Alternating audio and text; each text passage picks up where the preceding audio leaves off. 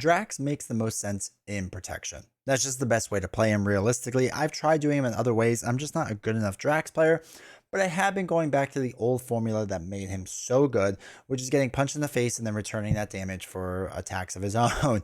And that's I've been playing a lot recently with him, and it's still fun. I can't do it all the time because it will get boring eventually, but it's still a fun way to play him. So I just wanted to show. Again, this is just my way to play Drax, or how I've been playing Drax, I should say. It's not the best way. It's not the only way. It's not even the only way I play him. But I think this is a pretty basic way to play him that works pretty well. There's not too much crazy things going on, but maybe there's a few things that helps. I don't know. We'll see. But yeah, let's pop down the table. Let's look at the cards. Then we'll talk a bit of strategy. All right, so the whole idea of Drax is basically he wants to get punched in the face, right, repeatedly. So he gets +1 attack for every vengeance counter on him. After the villain attacks Drax, place 1 vengeance counter here to a maximum of 3. If he cannot, draw a card. So he doesn't have to take damage or anything like that. He just has to be attacked. You can't cancel the attacks. He has to be attacked. So we're going to work left to right. A big portion of this deck is that we're just going to get attacked, right? And that's just what it is.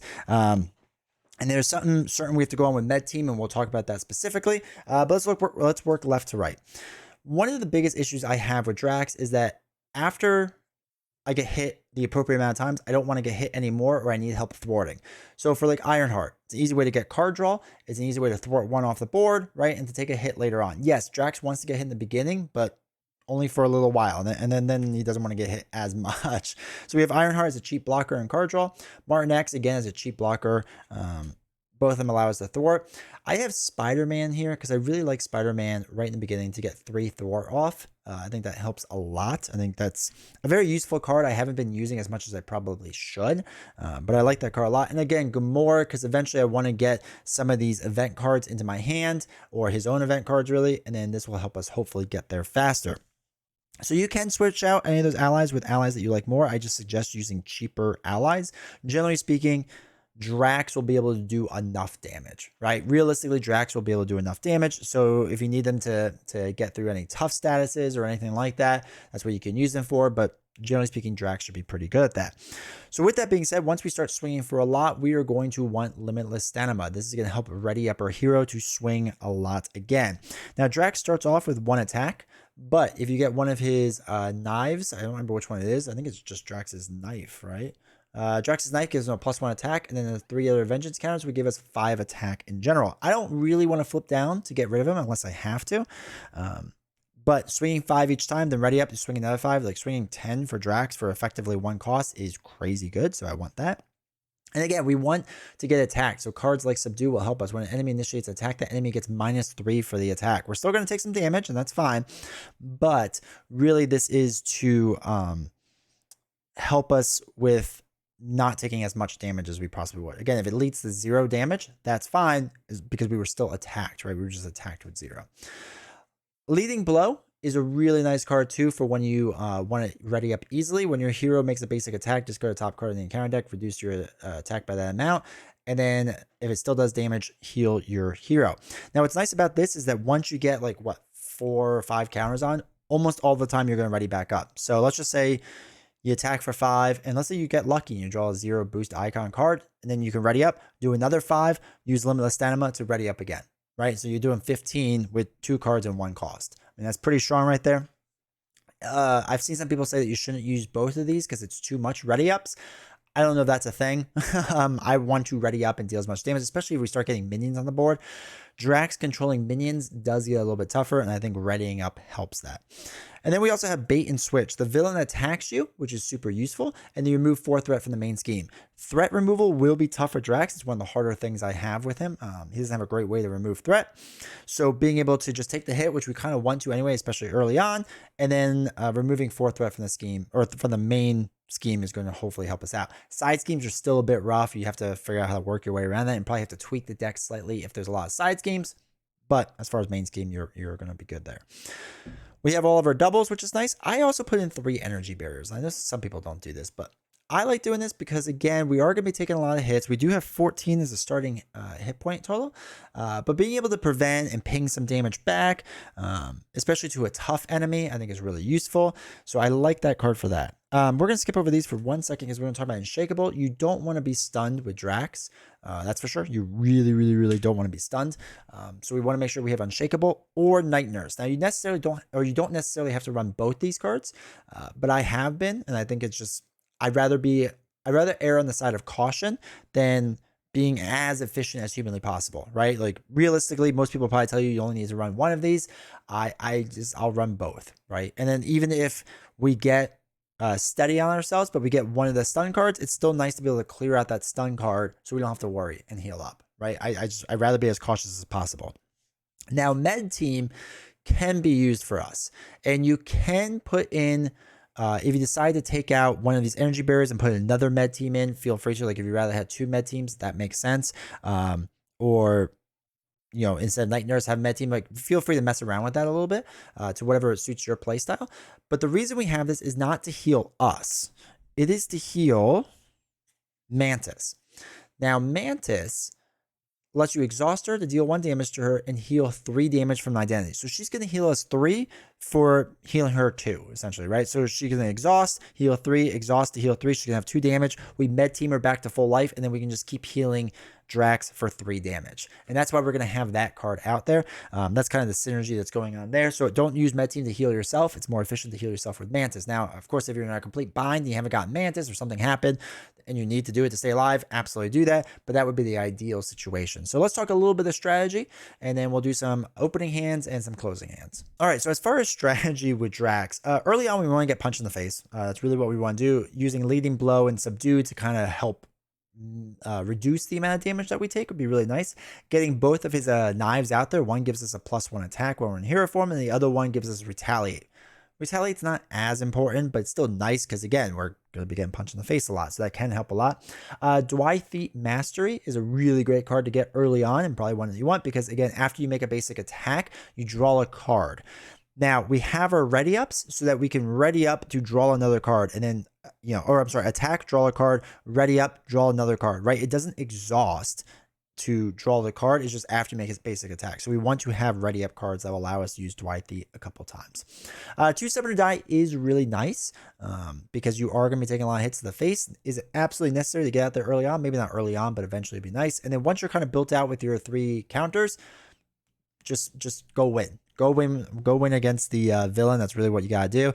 So yeah, that's the overall strategy. Let's do some opening hands and then some closing hands.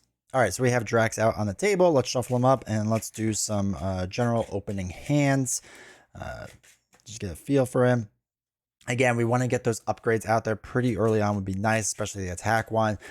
Dwight Mastery is really good for the card draw because on our hero side, we're only going to have a 4 hand size, which is not super useful, that's for sure. But yeah, so that's the rough idea. Let us draw our opening 6. 1, 2, 3, 4, 5, 6. All right, Subdue, Limitless, Payback, which we don't want. Subdue, Energy Barrier, Leading Blow. So Leading Blow isn't good enough. Subdue would be nice. Limitless, I'm not going to worry about. Payback, I'm not going to worry about. Subdue, I'm not going to worry about. And Energy Barrier, I'm not going to worry about because I'd rather get the other upgrades. So 1, 2, 3, 4, 5, 6. Oh, geez. Okay.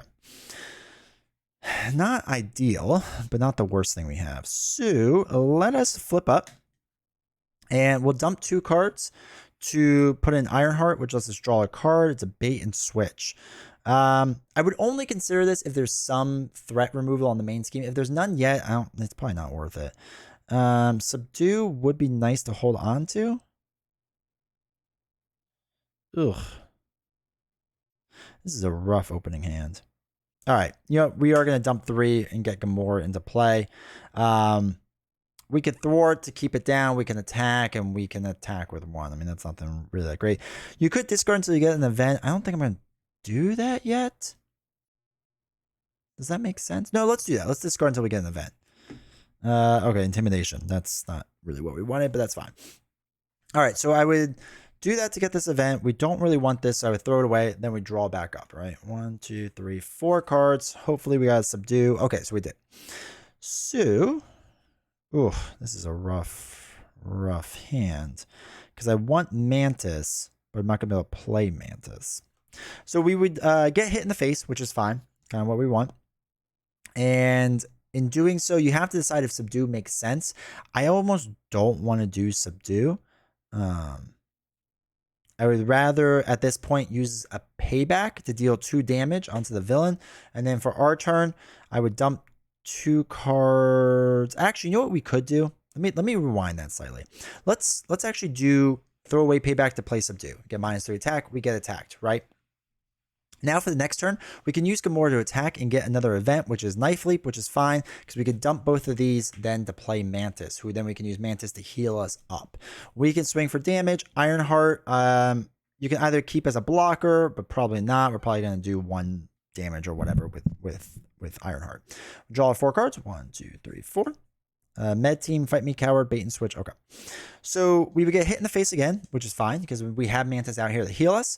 And then it'll be our turn. So we have to decide if we want Gamora to attack and get another event in her hand.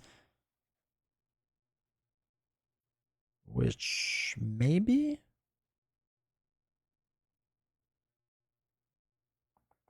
No, we don't want to do that. I might actually keep Gamora as a blocker or remove threat. I'm not 100% sure what I would do. I might actually keep her as a blocker because we're at 2.